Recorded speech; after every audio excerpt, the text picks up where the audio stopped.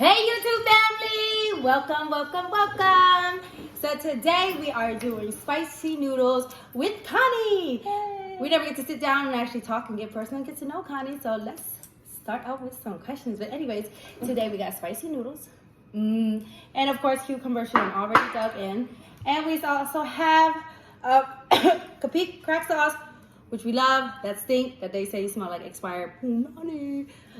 So this one is from original crack sauce. The original crack sauce. And then there's pom-pom crack sauce or pom-poms.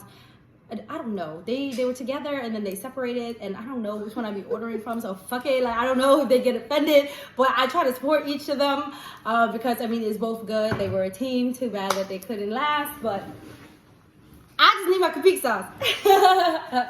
Okay, let's eat. She's hungry. So, Connie, tell me about yourself, what you do for a living, how old you are, because she's old. No, I'm not. I'm not that old. I'm from the DMV. Been living here all my life. Cambodian and Chinese.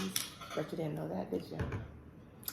Ooh, that thing stink. I eat it so long, I forgot how stinky it is. And I'll be 30-something next month. Not gonna tell you how old. 30-something. I'm so young. Connie has been, we've been friends for, I think, like 5 years now. Going on 6. We met in Adams Morgan. So she says, I don't remember. This is back in the days when I was like drinking Mad Dogs and Four Loko. My memory is pretty shot from there.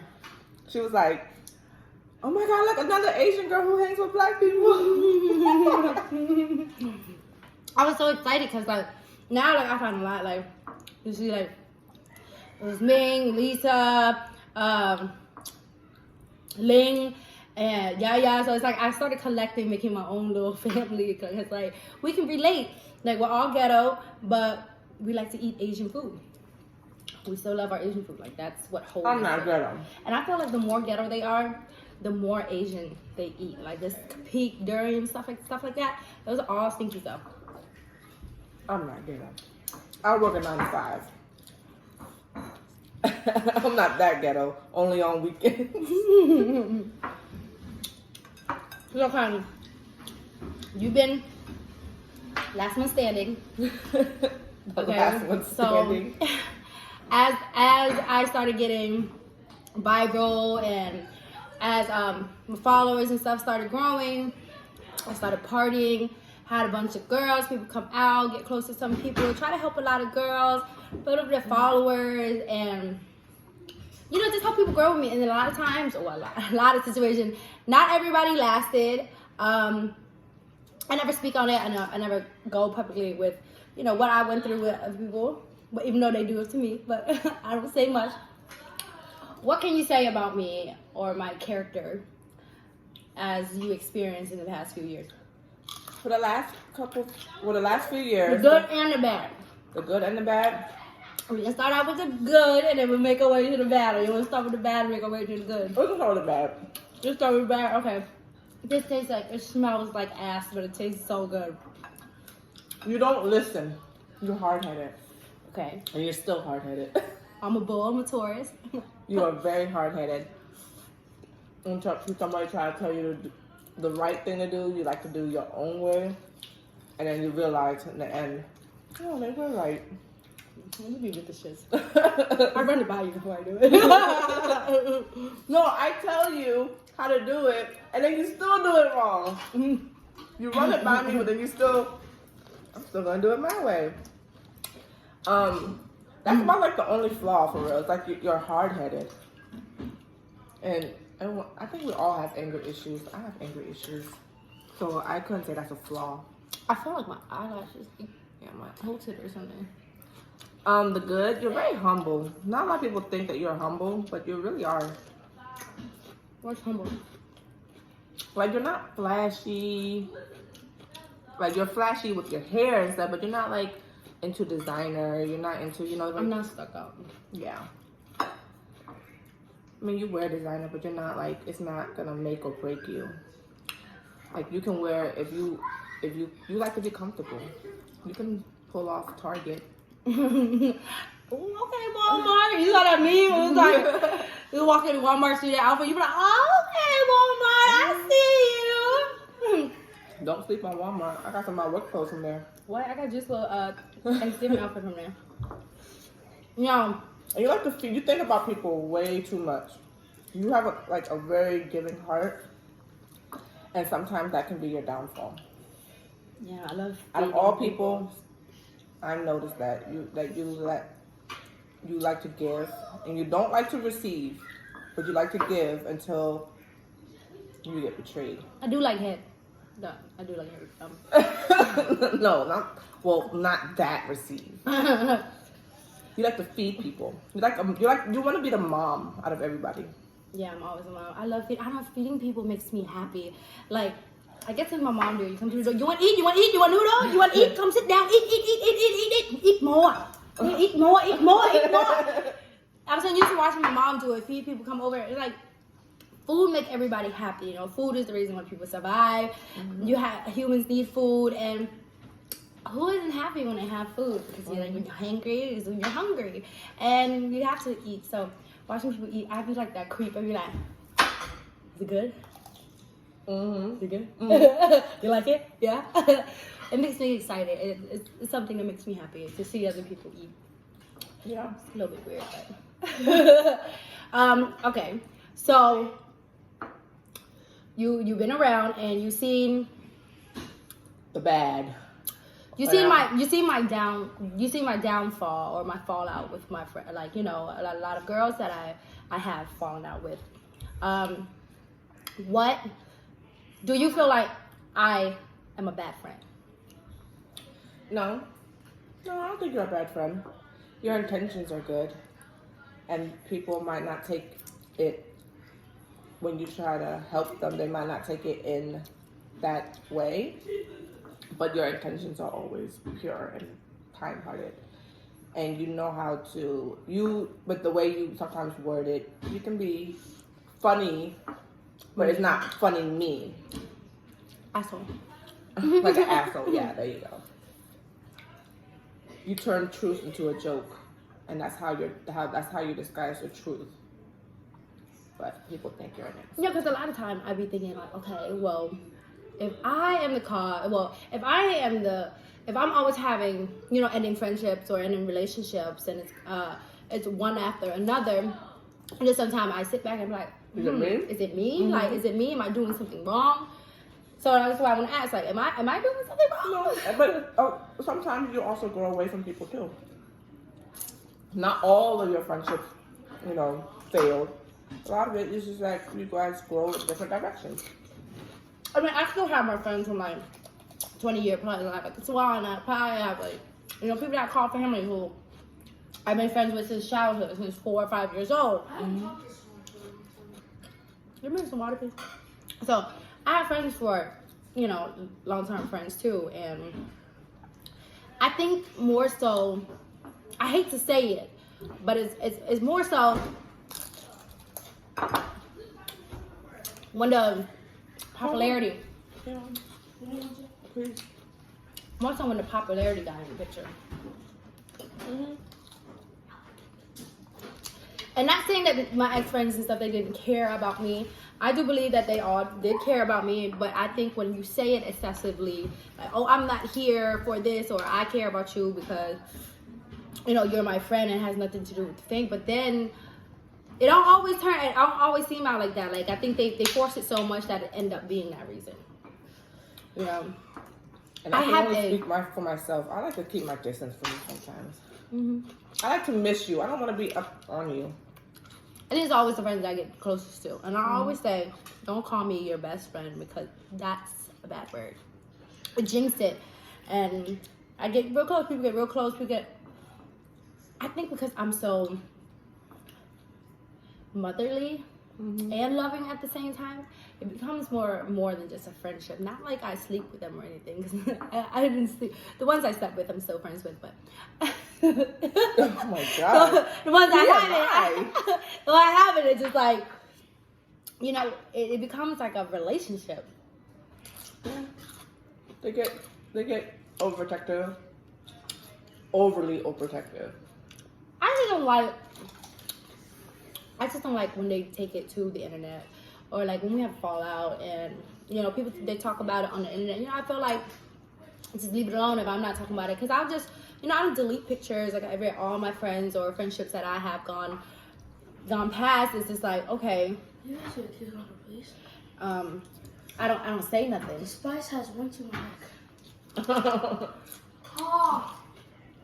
I don't speak on it, and I just I leave the pictures and I just move on with the next chapter of life, like the next page. You gotta take everyone with you on your journey. Yeah, but I just don't like how people take it to the internet. Or take it to the internet, take it publicly, or what I hate the most that I think in the 5 years was like when we have a fallout and then they go hang out with the enemy. People that we didn't fuck with, and then they go and they hang out with the people that I didn't like, that they didn't like. And it's just like, you guys are all together and your one common denominator is, oh, we all don't fuck with Mimi no more. And it's just like, if I'm not trying to harm you or, embarrass you or even talk about it, like, why bother me? Like, at the end of the day, I felt like I did so much good stuff for people. So it's like, I don't feel like I deserve it. Why can't I just be left alone? But my lesson learned is people will do spicy stuff when they are angry and when they don't have the way. And I can't even be mad. I think we all done it. Hold on to his anger and express anger in different ways, but it seems like everyone expressed it and went against you, and it wasn't fair. Like, this shit really hurt my feelings. Like, my friends and stuff like that, when they did that stuff, like, it wasn't fair, because if you take the good and the bad while you're angry, if you outweigh all the good stuff that I've done, like, I've done a lot of good and nice and kind things for them, and it was not deserving. That is true. I've always said, and I have enemies, or I'm not gonna say enemies, but friends who I'm no longer friends with, but secrets that we've shared while we were still friends or anything, I wouldn't Layla, go in my room. I wouldn't dare. Close the door. I wouldn't dare repeat any of their secrets or bad past.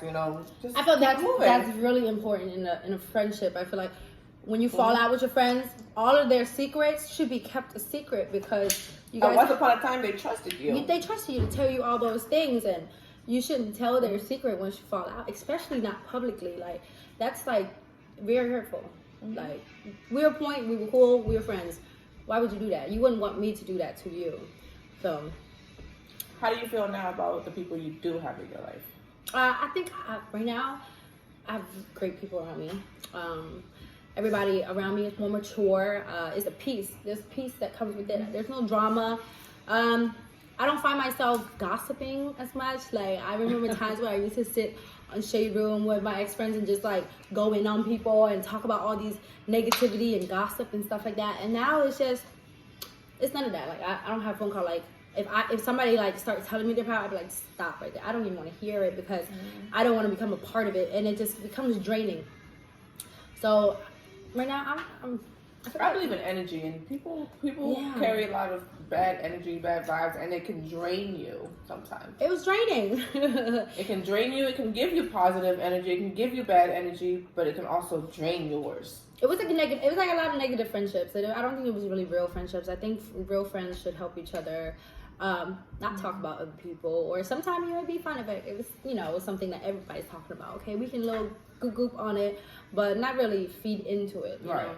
Because a lot of times, there was a point in my life where I was just consumed with gossip. I was consumed with, the internet, the drama, the drama, and it's just like, now it's like, I don't want no drama. I'm protecting my peace, and it feels good. Yeah. Well, how's my cooking? Good. Got the noodles. Noodles is like boiling water, but still, y'all be over boiling your noodles. Stop doing that.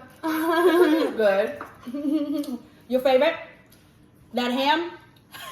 The ham. I made the ham.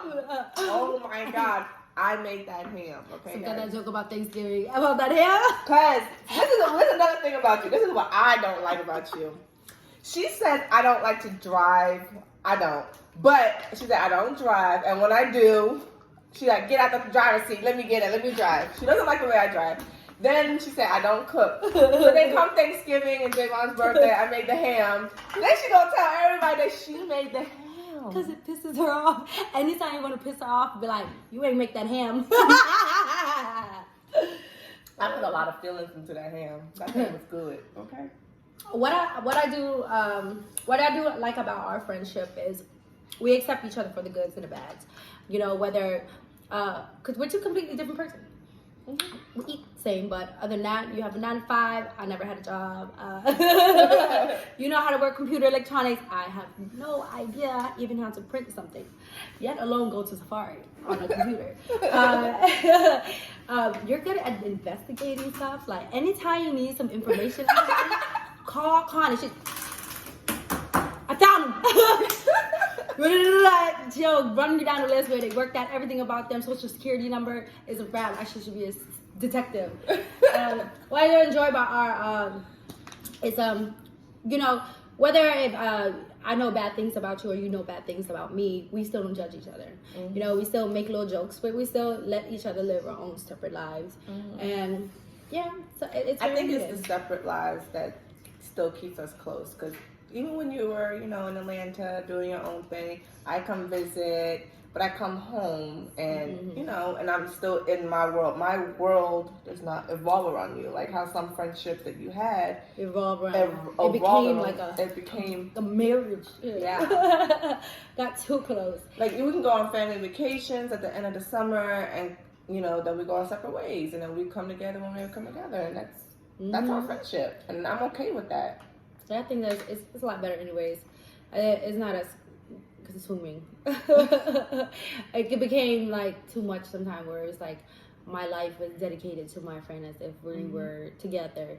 Mm-hmm. So that didn't work out. But you're very helpful as far as like, you know, getting my paperwork. Like Connie helped me go find this, go find that, go see the houses, sign this. Organized, very organized. I knew she had a printer and stuff at her job, so it's like, who do you call? Connie! She printed everything out, had everything organized in a folder to, you know, help me out, because when it comes to stuff like that, secretary work, I don't know.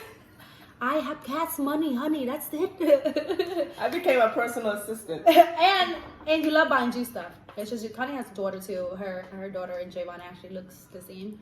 They dated. I don't know. They're in the same house right now, but one is upstairs, one is It's funny, but you know they're. But this is my baby. She let me dress her and buy her little girly stuff. Yeah, Connie's daughter's not girly. It's like a tomboy. So I'm like, Connie, why you keep buying her stuff? You have your own daughter. It's just always buying her all the cute sparkly stuff because you used to love all the cute sparkly stuff like me. Have y'all seen the LOL mamas? No, they look mamas? like me. Nuh-uh. Yeah, they're thick and everything, and have different wigs to change it to. They thought about you. They want to juice like that. You love it. Y'all know like you pop the wig on, pop the wig off. Super cute. What else? What are we talking about? So what's new for you? What's your new journey? Your new chapter? My new chapter is enjoying mom life. I'm like a housewife now, a mom. I cook. Well, I always dinner cook. at a reasonable hour. You do juice hair. I clean. I do the dishes. I do laundry. Yeah. Oh, laundry. Never do laundry. That's a big one. Laundry. Oh, and you wash the dishes? That looks foreign.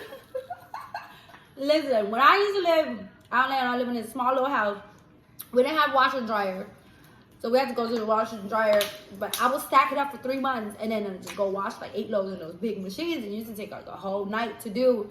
And I would go buy new stuff, new underwears, or just like buy new clothes for being kids before I even dare thinking about going to the laundromat, because it's just, I hate laundry. But this house is convenient because the laundry is right next to my room. So I don't have to carry it nowhere. I don't have to, this is right there. Just do a load. So it's really convenient. I really like this house. So I like this house too. It fits you guys. Just big enough. Mm-hmm. Big enough where you guys can be separated, but small enough where you guys can just come together. So when you have another baby?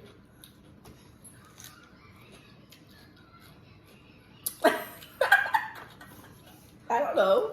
When are you having another baby? 2 years. Okay, I'll give myself 2 years. Let's have a pregnancy pact. I said 2 years. Oh my gosh, I went out to do lunch today. There was like 4 ladies and they all had babies on them, like, and they each carried the baby a different way. Like there was one like white lady, she had a sheet, like it was like backward African. You know how African had the baby on the back? She had the baby right here, like tied up in the sheet. I was like, that's interesting. That must be a Caucasian thing. Like, I don't know. Maybe like one of the, I don't know, organic. Organic. And then the Asian lady came in and she had it in the jumper thing, you know, the little bag in the front. And then other lady had a baby in a stroller, and the other one had it in the car seat. I was like, okay, everybody has a different way of carrying the babies. Like, and they all got together and had lunch, and I thought it was so cute. I was like, this cute little Oh, they were all together. all together, yeah. They Oh, had like that's so a cute. baby date, and all the babies like about the same age. I think they were like 6-7 months, and they like all look That's like so their cute. mama. Like, so of course the little Asian baby's like this, like their mama. It's so cute. It's so cute, like how your babies look like you. 'Cause I think my kids, when they sit next to me, they look like me. And you know it. Mm-hmm. You want a boy? I want a boy, yeah. Me too. I want a boy. Yeah, I don't think I would do another girl. I wanted a boy. I always wanted a mama's boy. That's it. Boys are easier, They're so easy. except for like. Mm-hmm. Having a girl is fun, but I don't think I can have 2 of you because it's like girls' clothes is. Okay, just put them down. So girls are like, you can dress them up. You do their hair, you might glitter and stuff, even though your girl don't like it. But, you know, when the baby, I'm pretty sure you were able to. But girls is just so much funner. Clothes are cheaper. Everything's fun. Boys is just jeans, tennis shoes, and a haircut. Mm-hmm. So it's like, okay, easier. But I couldn't imagine having 2 girls. And then I got to buy more stuff. So Oh, yeah. I had to convince Juice. And I was like, well, you know, I have another girl. She's going to take all your stuff and you have to share. And she was like, well, never mind. Never mind. I want a brother. Mm-hmm. Jake wants a brother. I can go get a sister. Oh, yeah. So you're just gonna leave me alone. Well, thank you guys for tuning in for our little chit chat and mukbangs. And I'll see you later. Mwah, mwah, mwah. Cheers. Bye. Oh, you can follow Connie at Connie Monster. Connie.monster.